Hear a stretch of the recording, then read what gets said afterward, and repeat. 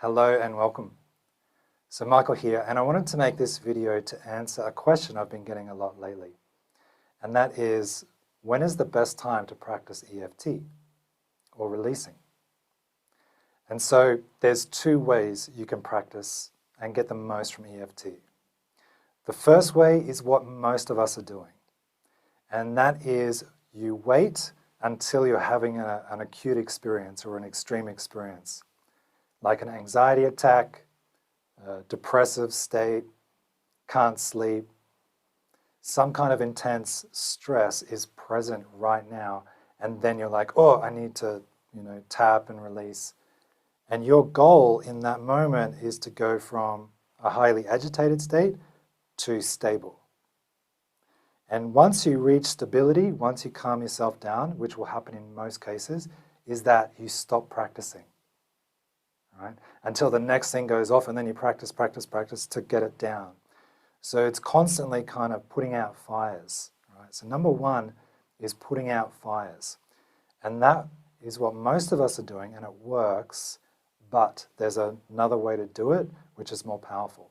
And this is the second way.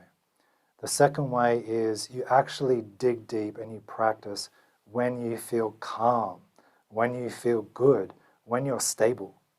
Because when you're stable and when you feel calm, you've got the courage and the strength and the clarity to dive deep into the junk of the mind. You dive deep into the past, old relationships, old patterns, old things, hidden fears. Like all this stuff is still in the mind, and the best time to do it and face all that junk is when you're in a good state to start with. You've got the courage to do it. This is where there's more power. This is where it's more effective, because you're doing the pre-work, you're cleaning all that stuff out. So then when life is happening, you're less triggered all the time because you've done the work. Right?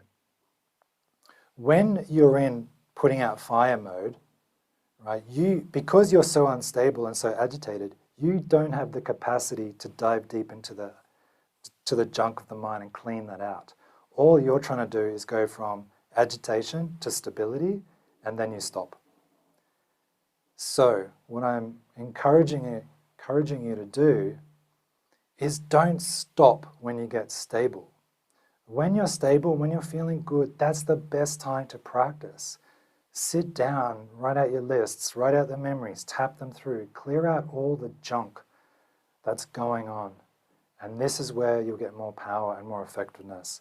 And then those triggers, putting out the fire, will happen less often to you. This is the way. So don't stop when you're stable. Go all the way. Go all the way. So that's it. The two ways to practice EFT. One is in acute putting out the fire mode. The second one is diving deep when you're in a good state. All right? And this one is more powerful in the end. So that answers that question. Hopefully that's clear. And if you have any other questions, let me know, and I'll see you in the next video.